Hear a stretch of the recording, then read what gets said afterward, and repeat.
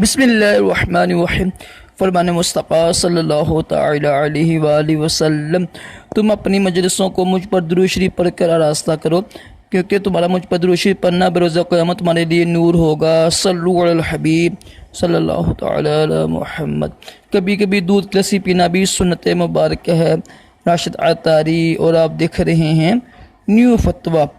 انشاءاللہ ایک سنیں گے فتویٰ، سنیں گے ہم، یہ بھی دعوت اسلامی ہی کا ہی ہے، تو یہ بڑا ہی مشہور ہے۔ غلط فہمی لوگوں میں لوگ جہل لوگ ہیں، اپنے پاس سے ہی مسئلے بیان کرتے ہیں، کفر تک کا فتویٰ لگاتے ہیں، ناجائز حرام ہے۔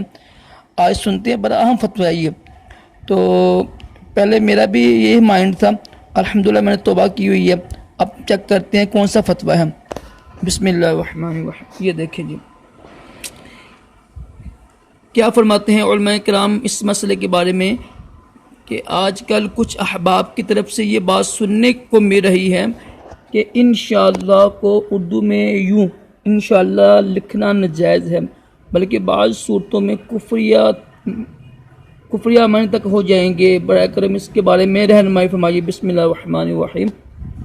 لفظ ان اور لفظ شاء کو ملا کر یعنی یہ لکھنا انشاءاللہ بھی یہ بھی درست ہے، اور انہیں جدا جدا کر کر لکھنا یعنی یوں انشاءاللہ یہ بھی درست ہے۔ ہاں بہتر یہی ہے کہ جدا جدا کر کے لکھا جائے، کہ اصل طریقہ یہی ہے۔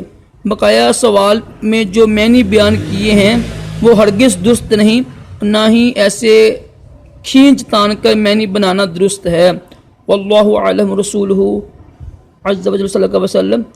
ٹھیک ہے، ابو سہل مفتی محمد قاسم قادری عطاری صاحب ماشاءاللہ۔ تو یہ وہ لوگ عوام میں یہ مشہور ہے جی، انشاءاللہ کو انشاءاللہ لکھنا یہ صحیح نہیں ہے، حرام ہے، ناجائز ہے، کفر ہے۔ تو الحمدللہ آج ہماری اصلاح ہو گئی ہے۔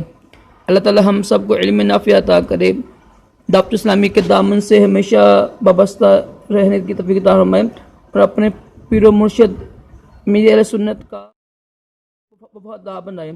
صلو علی الحبیب صلی اللہ تعالی علی محمد۔